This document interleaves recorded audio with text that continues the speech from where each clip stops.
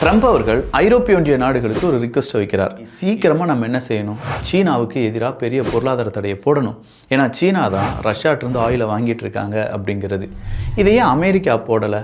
America நேரடியாக சீனாவை எதிர்க்கிறாங்க அப்படின்னா சீனா அமெரிக்காவுக்கான ரேர் எர்த் எலமெண்ட்ஸ், இன்னும் முக்கியமான ட்ரேட், இது எல்லாத்தையுமே நிப்பாட்டிடுவாங்க. அதே நேரத்தில் ப்ராக்ஸி யுத்தம் கேள்விப்பட்டிருக்கோம். ப்ராக்ஸி ட்ரேடு, ப்ராக்ஸி டாரிஃப் அப்படிங்கிறத புதுசாக ட்ரம்ப் அவர்கள் அறிமுகம் செய்கிறாரு. அவருக்கு பதிலாக, அமெரிக்காவுக்கு பதிலாக இந்த வேலையை ஐரோப்பிய ஒன்றிய நாடுகள் செய்யும். ஐரோப்பிய ஒன்றிய நாடுகள்கிட்ட இப்போ ட்ரம்ப் அவர்கள் கொஞ்சம் கொஞ்சமாக அவங்களுக்கு எதிராக ஏதாவது செய்யுங்கப்பா, சீனாவுக்கு எதிராக பொருளாதார தடை போடுங்கப்பா, சீனாவுக்கு எதிராக பெரிய அளவில் ட்ரேடை நிப்பாட்டுங்கப்பா அப்படிலாம் சொல்லி ரிக்வெஸ்ட்டை வைக்கிறாரு. ஐரோப்பிய ஒன்றியமும் அதை கேட்பதற்கான வாய்ப்புகள் அதிகமாக வருவதாக சொல்லப்பட்டு வருகிறது. ஸோ ஐரோப்பிய ஒன்றிய நாடுகள் சீனாவை நேரடியாக எதிர்ப்பாங்களா அப்படிங்கிற கேள்விக்கு ஐரோப்பிய ஒன்றிய நாட்டுக்குள்ளே சீனா ஏகப்பட்ட இன்வெஸ்ட்மெண்ட்ஸை செஞ்சு வச்சுருக்காங்க. ஐரோப்பிய ஒன்றிய நாடுகளில் ஏகப்பட்ட சீன மாணவ மாணவிகள் படிச்சுட்டு இருக்காங்க. நிறைய சீன நிறுவனங்கள் ஐரோப்பிய ஒன்றியத்தில் கால் ஒன்று ஆரம்பித்து விட்டது.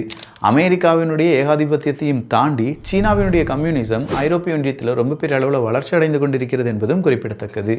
ஸோ டோட்டலாக ஒரே இரவில் சீனாவை ஐரோப்பிய ஒன்றியத்திலிருந்து காலி பண்ணுறது அப்படிங்கிறதுலாம் நடக்காது. ஒருவேளை ஐரோப்பிய ஒன்றியம் அதற்கான முயற்சிகளை எடுக்கலாம். பட் அதில் சக்ஸஸ் ஆவாங்களா இல்லையா அப்படிங்கிறதெல்லாம் பொறுத்திருந்து தான் பார்க்கணும்.